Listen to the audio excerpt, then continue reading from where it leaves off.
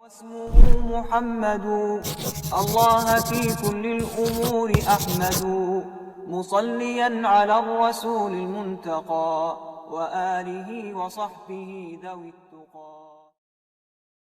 بسم الله الرحمن الرحيم. الدرس الخامس, lesson 5. In this lesson, we'll be looking at the following points. In Arabic, we have something called idafa. Idafa is used to show belonging or possession, like when something is owned by someone. Let's take a look at the word bayt. And as an example, let's say I wanted to show that this house belongs to Hamid. From what we've previously studied is that the word bayt does not have an alif lam, so it should take a tanween. However, when putting it into idafa, it will lose its tanween and only have one harakah, and will be read as baytu. Also, the word Hamid would typically be written as Hamidun, but when used in idafa, the dhammatain will change into a kasratain.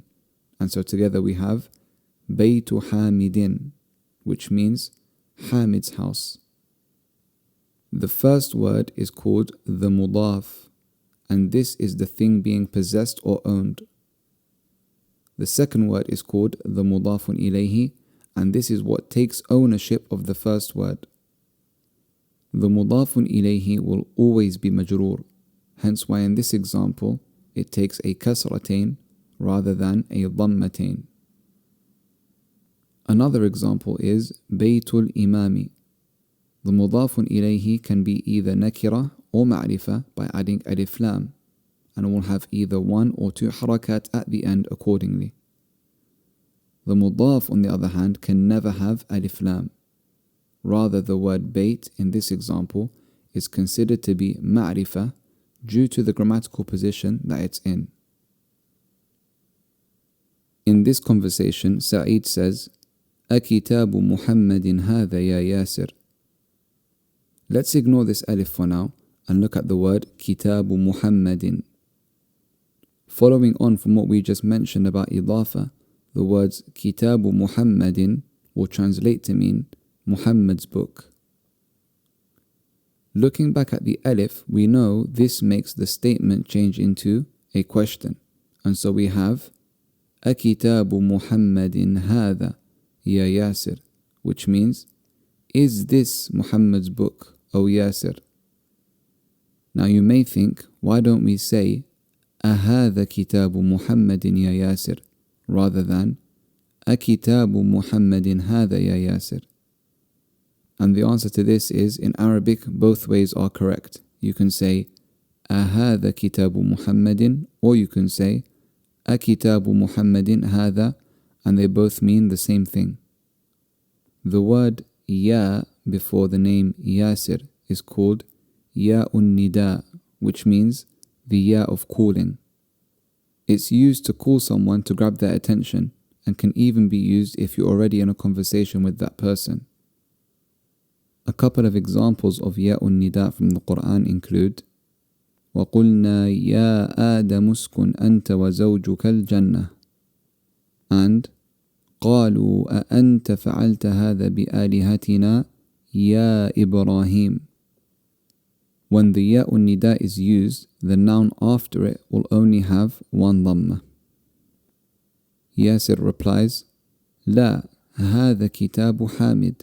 No, this is Hamid's book. أين كتاب محمد? Where is Muhammad's book? هو على المكتب هناك. It is on the desk over there. أين دفتر عمار? Where is Ammar's notebook?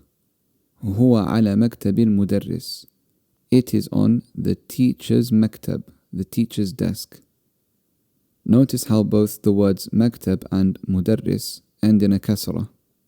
Even though both these words are majroor, it's due to two different reasons.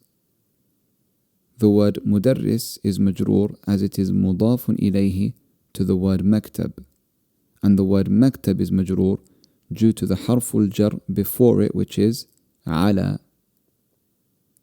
قلم من هذا يا علي. The word man is mudafun ilayhi to the word qalam, However, the word man is fixed with a sukoon, so it won't take a kasra when it's mudafun ilayh. Man is used to ask who.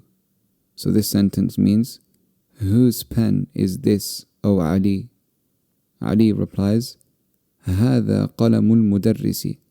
This is the teacher's pen. أين حقيبة المدرس?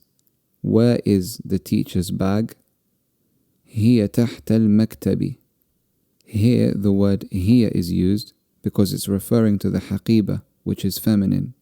Here it is تحت المكتب. The word تحت means under, المكتب the desk, under the desk. Most of the time the word تحت is in the position of the mudaf. Note that the word تحت ends in a fatha. The last point is the words ism and ibn.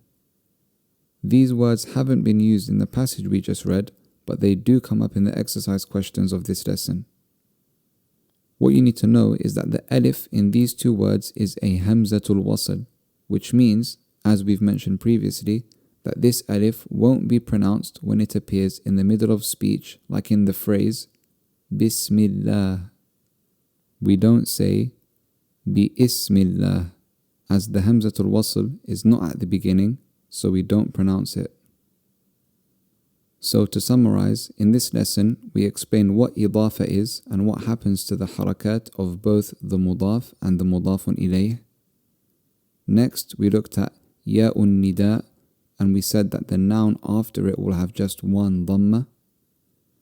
We also learned what the word tahta means, and we mentioned that it is in the position of the mudaf. And lastly, we covered the words ism and ibn and explained that the alif in these two words is a hamzatul wasl.